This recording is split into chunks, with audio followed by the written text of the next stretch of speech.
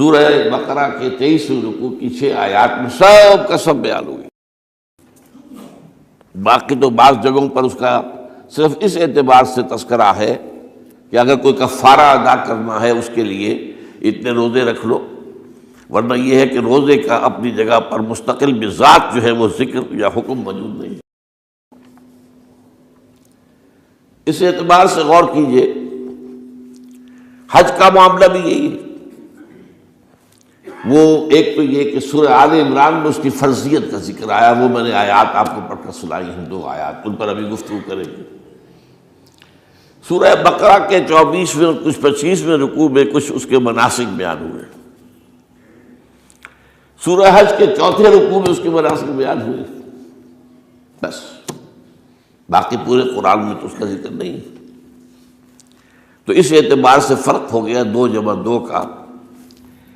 لیکن یہ جو جن کی اہمیت اس اعتبار سے کم ہو گئی ہے، اللہ تعالیٰ کی عجیب حکمت نظر آئی کہ ہماری جو 2 عیدیں ہیں وہ ان 2 عبادات کے ساتھ منسلک کر دی گئی. روزوں کے اختتام پر عید الفطر، حج کے ساتھ عید الاضحیٰ. تو گویا کہ ان 2 عبادات کی اہمیت میں اگر کسی درجے میں کوئی کمی محسوس ہوتی ہے قرآن مجید کے بیان کے حوالے سے، تو اس کی تلافی اس سے ہو جاتی ہے کہ عیدین ہماری 2 ہی عیدیں ہیں، 2 ہی تہوار ہیں، اور وہ ان 2 عبادات کے ساتھ جوڑ دیے گئے. اب آخری بات سمجھیے، 3 جمع 1 کی بھی ایک تفریق ہے. 3 عبادات وہ ہیں جو مؤقت ہیں صرف، یعنی معلق بالزمان، ان کا تعلق وقت کے ساتھ ہے. یہ نہیں ہے کہ کسی خاص جگہ سے متعلق ہے. نماز ہر جگہ فرض ہے، ہاں البتہ اس کا وقت آئے گا. اگر سورج جو ہے نصف النہار سے ڈھلکے گا تو ظہر کا وقت ہوگا. اگر کسی وجہ سے اللہ تعالیٰ کی حکمت ہو کہ سورج وہیں کا وہیں کھڑا رہ جائے تو ظہر کا وقت آئے گا ہی نہیں، ظہر فرض ہوگی ہی نہیں. مغرب اسی وقت فرض ہوگی جبکہ سورج غروب ہو جائے. اگر کسی وجہ سے سورج غروب نہ ہو، اور کیا پتہ یہ ساری باتیں جو ہے قیامت کا جو زلزلہ آنے والا ہے اس میں یہ ساری ہی باتیں ہونے والی ہیں. سورج مغرب سے طلوع ہوگا یہ تو وضاحت کے ساتھ کہا گیا ہے، تو مغرب کا وقت نہیں آئے گا. اسی طریقے سے رمضان کا مہینہ آئے گا تو روزے فرض ہوں گے. اس حوالے سے یہ زمانے کا تعلق تو ہے لیکن کسی مکان سے کوئی تعلق نہیں. حج وہ ہے جس کے تقریباً تمام مناسک جو ہیں وہ ایک خاص مقام پر ادا ہوتے ہیں.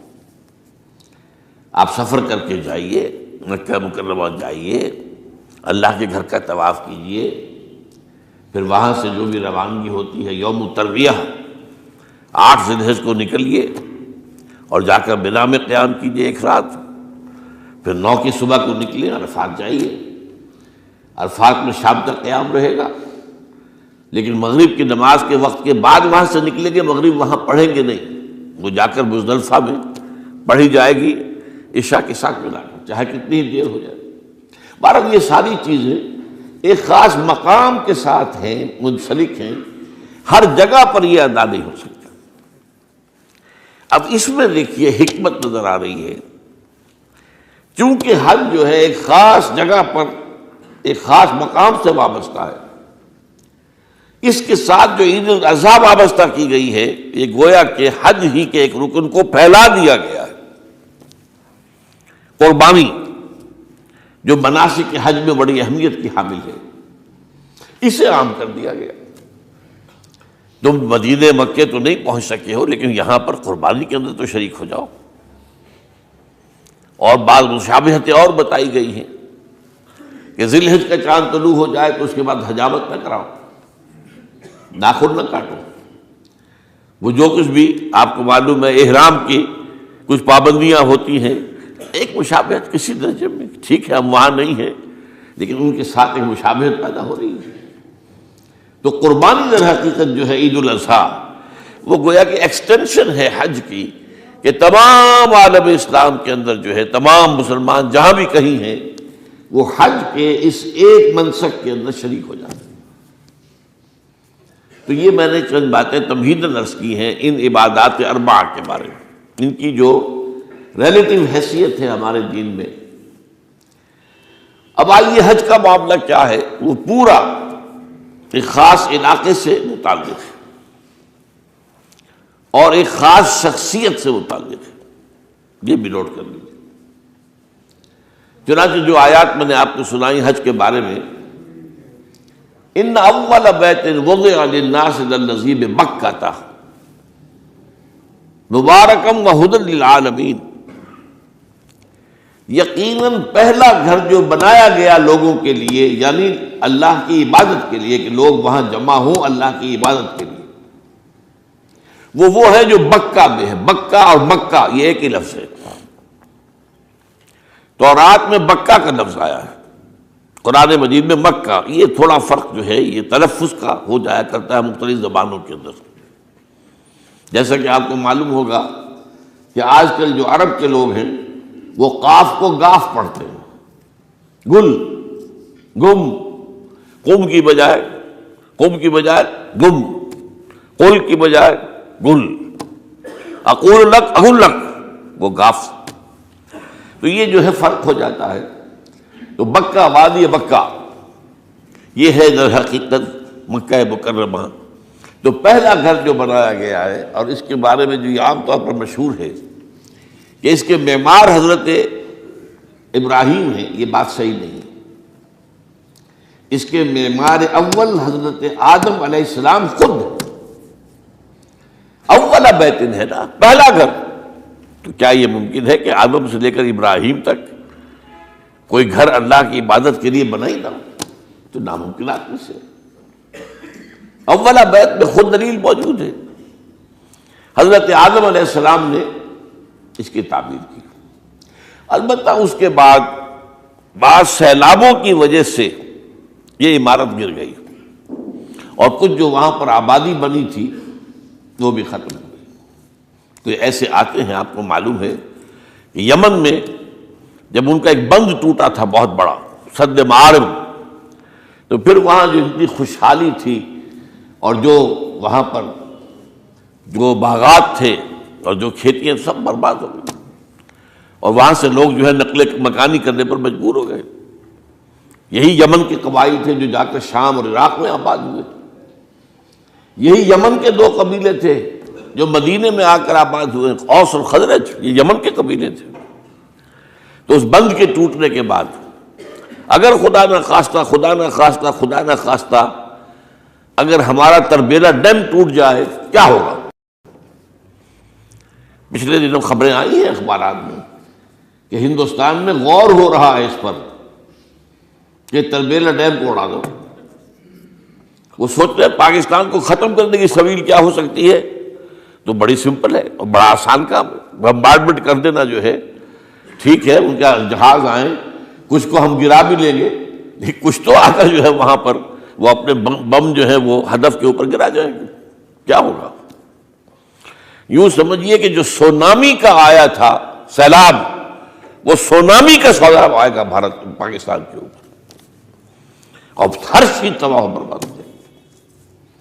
کم سے کم یوں سمجھیے کہ تقریباً 100 میل کی چوڑائی میں، اور بھی یہ سب جو ہے ریگستان بن جائے گا، ہر چیز ختم ہو جائے گا، خدا نہ خواستہ۔ تو بہرحال سد معارف کے بعد یہ صورتحال واقع ہوئی تھی۔ تو اس کے بعد سے یہ جو ہے یہ اللہ کا گھر یہ جو ہے گرا ہوا تھا۔ اس کی کوئی اب صرف یہ کہ قواعد رہ گئے تھے۔ قواعد کہتے ہیں جو بنیادیں ہوتی ہیں، وہ پھر اللہ تعالیٰ نے حضرت ابراہیم کو بتائیں کہ یہ ہیں وہ بنیادیں جن پر کہ وہ گھر ہوتا تھا۔ وَإِذْ يَرْفَعُ إِبْرَاهِيمُ الْقَوَاعِدَ مِنَ الْبَيْتِ وَإِسْمَاعِيلُ، ان بنیادوں پر حضرت ابراہیم اور اسماعیل نے مل کر دو معماران حرم نے یہ عمارت جو ہے دوبارہ تعمیر کی ہے۔ تو گویا کہ حضرت ابراہیم علیہ السلام معمار دوم ہے، معمار اول اس کا جو ہے وہ خود حضرت آدم علیہ السلام۔ فیہ آیات بینات مقام ابراہیم، مقام ابراہیم ہے، جو بھی وہاں گئے ہیں انہوں نے دیکھا ہے یہ ایک پتھر تھا جس پر کھڑے ہو کر حضرت ابراہیم علیہ السلام تعمیر کر رہے تھے۔ اب آج تو آپ کو معلوم اسکیفولڈنگ لگ جاتی ہے، بانس لگ گئے، یا آج کل تو جو ہے پائپ جو ہے لوہے کے اس سے لگا کر، تو جیسے جیسے عمارت اٹھتی جا رہی ہے اسی طریقے سے اس کے ساتھ جو ہے وہ چل رہے ہیں اور ان کے اوپر کھڑے ہو کر تعمیر ہو رہی ہے۔ تو اس وقت کچھ نہیں تھا، تو ایک پتھر ایسا تھا کہ جو خود بخود اٹھتا تھا پھر اللہ تعالیٰ کے اٹھانے سے، یا یوں کہیے کہ ملائکہ کے اٹھانے سے، اور اسی پر حضرت ابراہیم کھڑے ہو کر وہ پتھروں کے اوپر پتھر رکھتے جا رہے تھے، اور اس کی وجہ سے اس پتھر کے اوپر کتنی دیر کھڑے رہنا ہوا ہوگا حضرت ابراہیم علیہ السلام کا کہ اس پر ان کے پاؤں کے نشان بن گئے۔ وہ ہے مقام ابراہیم، جو آپ نے دیکھا ہوگا کہ وہاں ایک بہت خوبصورت قسم کا ایک پنجرا سا بنا ہوا ہے، اور اس کے اندر وہ مقام ابراہیم ہے۔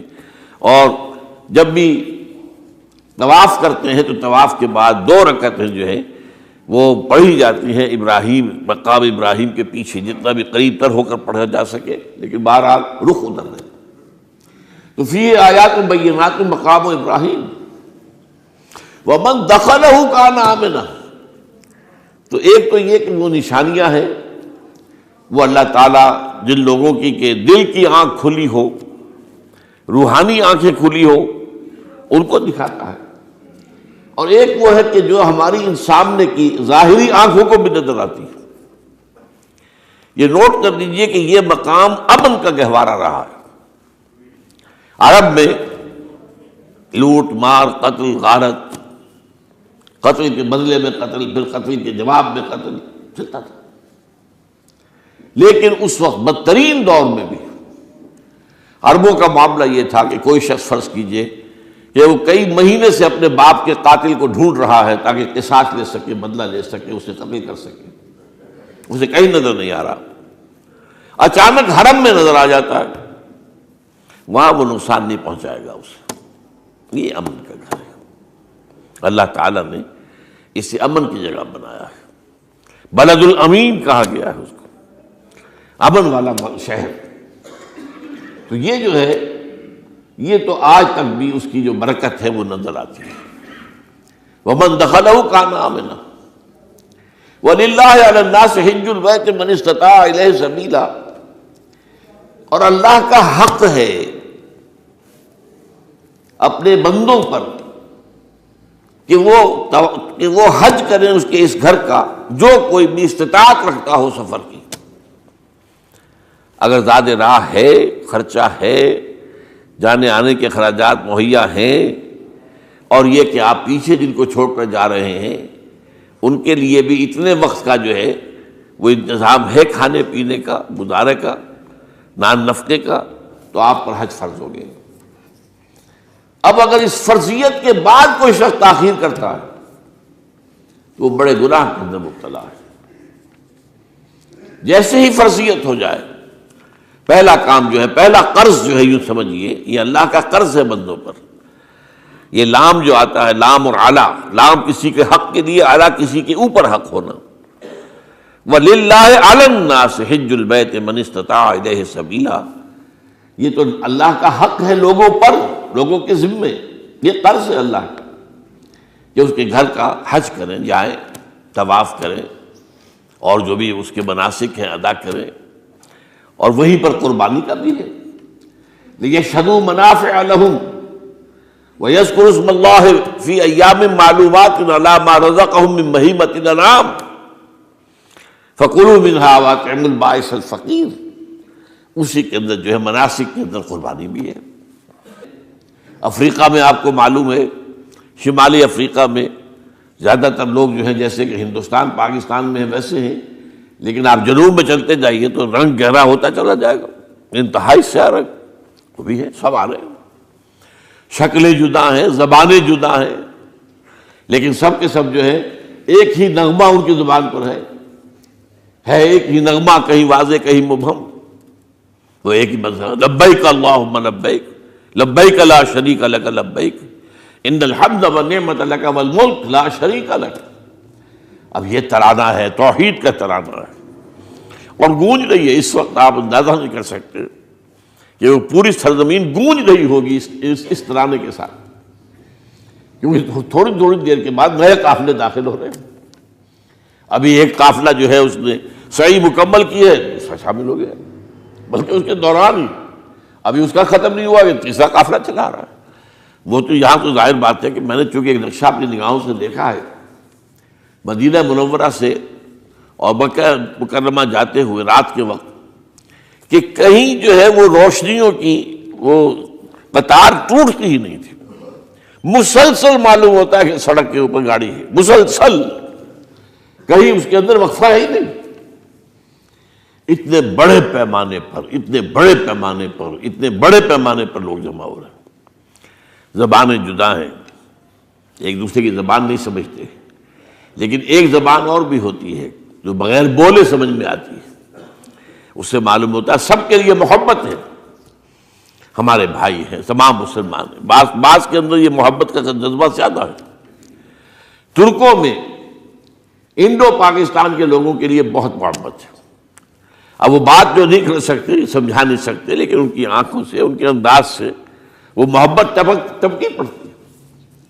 تو عالمگیریت جو ہے اسلام کی، ہمگیریت، عالمگیریت، آفاقیت، اس کا جو مظہر نظر آتا وہاں تھا. پھر یہ کہ ہمارے ہاں کی جتنے بھی فرقہ بندیاں ہیں وہ وہاں ختم ہو جاتی ہے. وہاں اہل حدیث ہے، حنفی ہیں، مالکی ہیں، شافعی ہیں، حنبلی ہیں. یہ کام بھی کیا ہے آ کر انہوں نے آل سعود نہیں. ورنہ اس سے پہلے جو ہے وہ 4 مصلے علیحدہ تھے، وہاں پر 4 جماعتیں علیحدہ ہوتی تھی. یہ حنفی مصلح ہے، یہاں پہ حنفی امام ہے وہ پڑھائے گا. یہ شافعی مصلح ہے، شافعی امام ہے وہ نماز پڑھائے گا. تو یہ جو ایک تفریق تھی وہاں بھی موجود تھی، انہوں نے ختم کیا. ایک امام کے پیچھے جماعت ہوگی، اسی میں حنفی بھی ہیں، مالکی بھی ہیں، شافعی بھی. کچھ ہیں لوگ جو زیادہ، جن کے اندر کچھ زہر زیادہ گھل گیا ہے فرقے واریت کا، وہ پھر نہیں نماز پڑھتے، وہاں پر محروم رہتے. اس کی فضیلتوں کو چھوڑ کر جا کر کہیں اپنے جو ہے گھروں پر جہاں ٹھہرے ہوئے وہاں جا کے نماز پڑھ لیتے ہیں کہ یہ جو ہے وہابی ان کے پیچھے ہماری نماز نہیں ہوتی. لیکن نہیں، عام طور پر ایسا نہیں ہے. عام طور پر سب لوگ جمع ہیں، نماز پڑھ لیں. اور ایک سب سے بڑا مشاہدہ جو ہوتا ہے، جو مجھے سب سے پہلے ہوا تھا پہلے حج میں، یہ 1962 کی بات ہے، تو میں نے محسوس کیا کہ یہ نماز کے اندر اختلافات جو ہیں اسلام مسلمانوں میں صرف اتنے ہیں کہ جس سے جماعت نہیں ٹوٹتی. اختلافات ہے، رفع یدین ہے یا نہیں ہے، آمین بالجہر ہے یا نہیں ہے، اختلافات تو ہیں، لیکن جماعت نہیں ٹوٹتی. وہ جو ڈرل ہے، ڈرل جیسے کہ ڈرل ہوتی ہے، آرمی پریڈ ہو رہی ہے، وہ ڈرل ختم نہیں ہوتی. ایسا نہیں ہے. میں نے جب سوچا اگر کسی مسلک کے نزدیک رکوع بھی 2 ہوتے جیسے سجدے 2 ہیں، تو وہ لوگ تو ایک رکوع کے بعد دوسرا رکوع کرتے اور باقی لوگ سجدے میں چلے گئے ہوتے، جماعت ٹوٹ جاتی. یا اگر کسی کے نزدیک ہر رکعت کے اندر جیسے رکوع ایک ہے، سجدہ بھی ایک ہی ہوتا، تو کچھ لوگ تو ایک سجدہ کر کے کھڑے ہو جاتے ہیں اور دوسرے لوگ جو ہے دوسرا سجدہ کر رہے ہوتے ہیں، جماعت ٹوٹ جاتی. تو یہ میں سمجھتا ہوں کہ یہ کس کی حکمت ہے، کس نے یہ طے کیا کہ ٹھیک ہے آپ میں رنگا رنگی بھی ہو، اے ذوق اس چمن کو ہے زیب اختلاف سے، اختلاف بھی ہے، رفع یدین بھی ہو رہا ہے، آمین بالجہر بھی ہو رہا ہے، نہیں بھی ہو رہا ہے، سب کچھ ہے، لیکن وہ اجتماعیت نہیں ٹوٹ رہی. یہ وہ یوں سمجھیے کہ یہ زندہ معجزہ ہے اسلام کا کہ 1400 برس بیت گئے ہیں اور کتنے بڑے علاقے میں یہ اسلام پھیلا ہے. اور یہ کہ مختلف مسالک وجود میں آئے، اس میں کوئی شک نہیں ہے. حنفی ایک علاقے کے اندر آپ کو ملیں گے صرف شافعی، ہندوستان کا بھی مغربی ساحل کے صرف شافعی ملیں گے آپ کو. اس سے آگے آپ جائیے، چونکہ یہ عرب تاجروں کے ذریعے سے ایمان لائے ہیں یہ لوگ، سری لنکا کے لوگ ہیں، انڈونیشیا کے لوگ ہیں، ملیشیا کے لوگ، سب شافعی ہیں. ہندوستان میں چونکہ اوپر سے شمال سے آیا ہے اسلام، یہ ترکوں کے ذریعے سے آیا ہے اور وہ کٹر حنفی تھے، یہاں حنفیت آئی. ترک جو ہے کٹر حنفی، یہ ترکی تو تھے جو آئے تھے. یہ کون تھا؟ محمود غزنوی کون تھا؟ سبکتگین کون تھا؟ الپتگین کون تھا؟ بختیار کاکی کون تھا؟ قطب الدین بختیار. یہ کون تھے؟ سب ترک، اور ترک بھی کون؟ غلامان، خاندان غلامان یاد کیجیے. لیکن بہرحال ان کے سرے سے جو اسلام ان کے ساتھ آیا ہے وہ خالص حنفی اسلام، تو کوئی حرج نہیں. وہاں جا کر سب جمع ہو جاتے ہیں ایک وحدت کے اندر. تو یہ چند مشاہدات وہاں کے ہوتے ہیں جو ہماری ظاہری آنکھوں کو بھی نظر آ جاتے ہیں، جس کا کہ قلب کے اوپر بڑا گہرا اثر پڑتا ہے. اب میں ایک موضوع لے رہا ہوں، یہ جو قربانی کا مسئلہ ہے، اس کے بارے میں ایک زمانے میں تو بہت منکرین حدیث کی طرف سے اس کے خلاف بڑی جو ہے ایک مہم چلی تھی کہ ختم کیا جائے اس کو. یہ خام خواہ جو ہے خرچ ہوتا ہے بہت بڑا، اور ضائع ہوتا ہے گوشت. اتنے بڑے پیمانے پر گوشت ہوتا ہے، کھایا نہیں جاتا. اچھا ایک زمانے میں فریج بھی نہیں تھے، یہ بھی نہیں کہ آپ محفوظ کر دیں، گوشت ضائع بھی ہو سکتا تھا. اور بھی چیزیں جو ہے وہ گوشت کی وہ صحیح طور سے استعمال نہیں ہوتی تھی. تو اس کے اوپر بڑا پروپیگنڈا منکرین حدیث کا رہا کہ یہ جو ہے قربانی صرف حج کے موقع پر ہے. میں اس کی نفی کے لیے آج آپ کو بتا رہا ہوں کہ سورہ حج کے اندر جو دو رکوع ہیں، ایک چوتھا ایک پانچواں، چوتھے رکوع میں بھی قربانی کا ذکر ہے، پانچویں میں بھی قربانی کا ذکر ہے. یہ ایک دم جو ہے ایک جگہ پر جو دو طرح کی قربانیوں کا ذکر ہو رہا ہے، یہ کیوں ہو رہا ہے؟ چوتھے رکوع میں وہ مناسک حج کے ساتھ اس کا ذکر ہے. وہاں جو فرمایا گیا لِيَشْهَدُوا مَنَافِعَ لَهُمْ وَيَذْكُرُوا اسْمَ اللَّهِ عَلَىٰ مَا رَزَقَهُم مِّن بَهِيمَةِ الْأَنْعَامِ فِي أَيَّامٍ مَّعْلُومَاتٍ عَلَىٰ مَا رَزَقَهُم مِّن بَهِيمَةِ الْأَنْعَامِ فَكُلُوا مِنْهَا وَأَطْعِمُوا الْبَائِسَ الْفَقِيرَ.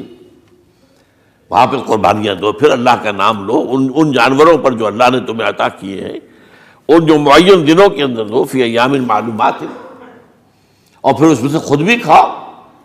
اور جو ہے جو جیسے صدقہ کا گوشت ہوتا ہے وہ نہیں ہے، وہ قربانی کا گوشت ہے، اس میں سے آپ خود بھی کھائیں اور غرباء کو کھلائیں، غریبوں کو دیں، مساکین کو دیں. تو پورا حکم آ چکا ہے چوتھے رکوع کے اندر. پانچواں رکوع پورا کا پورا جو ہے وہ عید الاضحیٰ پر ہے میرے نزدیک.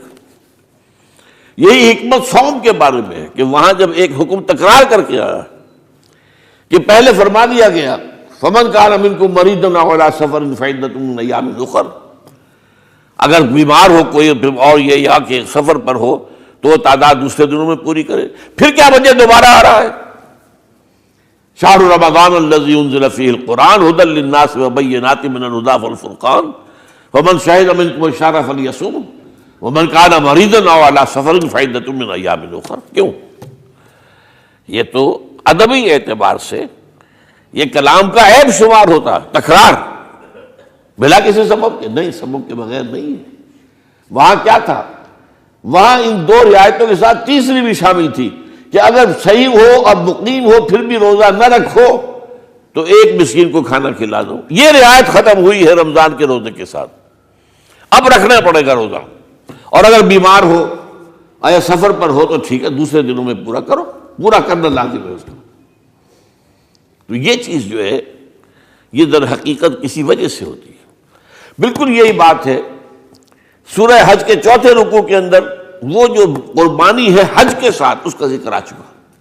اب سنیے یہ جو آ رہا ہے، فرمایا وَلِكُلِّ أُمَّةٍ جَعَلْنَا مَنْسَكًا، ہر امت پر ہم نے ایک جو ہے قربانی کا معاملہ نازل وہ جو ہے فرض کیا ہے. میں نے چونکہ آج شروع میں کہا تھا کہ صوم اور حج میں کچھ مشابہتیں ہیں. دیکھیے صوم کا حکم بھی آیا تھا تو کس طور سے آیا تھا؟ یا ایھا الذین آمنوا کتب علیکم الصیام کما کتب علی الذین من قبلکم لعلکم تتقون. اہل ایمان تم پر روزہ رکھنا فرض کیا گیا جیسے کہ فرض کیا گیا تھا ان پر جو تم سے پہلے تھے. یہاں پر اسی حوالے سے بات ہو رہی ہے کہ اے مسلمانوں یہ قربانی صرف تم پر فرض نہیں کی جا رہی، یہ تو ہر امت پر، ہر نبی ہر رسول کی امت. وَلِكُلِّ أُمَّةٍ جَعَلْنَا مَنْسَكًا لِيَذْكُرُوا اسْمَ اللَّهِ عَلَيْهَا، تاکہ وہ نام لیں اللہ کا، عَلَىٰ مَا رَزَقَهُم مِّن بَهِیمَةِ الْأَنْعَامِ، جو کچھ اللہ تعالیٰ نے انہیں رزق دیا ہے. یہ چوپائے جو ہیں حیوانات قسم کے، ان پر اللہ کا نام لے کر چھری پھیری جائے، اللہ کے نام سے ان کو ذبح کیا جائے. فَإِلَٰهُكُمْ إِلَٰهٌ وَاحِدٌ فَلَهُ أَسْلِمُوا. تو یہ جان لو کہ اس قربانی کی اصل روح کیا ہے. وہ یہ ہے کہ اللہ تمہارا ایک الہ ہے، اسی کے سامنے تمہیں سر جھکانا ہے۔ یہ روح تقویٰ اگر نہیں ہوگی تو یہ قربانی بے معنی ہو جائے گی۔ نماز و روزہ و قربانی و حج یہ سب باقی ہیں، تو باقی نہیں ہے۔ جب اللہ تعالیٰ کے ساتھ تعلق نہیں ہے تو یہ ساری چیزیں ریچولز بن جائیں گی۔ اب یہ بھی ہوتا ہے، 20 25 ہزار کے بکرے جو ہیں وہ لوگ لیتے ہیں، پھر ان کو گھماتے ہیں، پھراتے ہیں، ان کے اوپر ریشمی چادریں چڑھاتے ہیں، ان کو جو ہے وہ مہندی لگا کر۔ بہرحال وہ چیزیں جو ہیں، یہ اظہار اس طرح کا یہ تو پسندیدہ نہیں ہے۔ تو یہ تو لوگوں کو دکھانے کی بات ہے اور اپنے پیسے کی جو ہے اپنی دولت کے اظہار کا ایک ذریعہ ہے۔ لیکن یہ کہ بہرحال قربانی انسان کرے اور یہ کہ اس کے اندر روح جو ہے تقویٰ کی وہ موجود ہوگی۔ فَإِلَٰهُكُمْ إِلَٰهٌ وَاحِدٌ فَلَهُ أَسْلِمُوا وَبَشِّرِ الْمُخْبِتِينَ۔ اور اے نبی ان لوگوں کو بشارت دے دیجئے کہ جو اللہ کے سامنے جھکے رہتے ہیں۔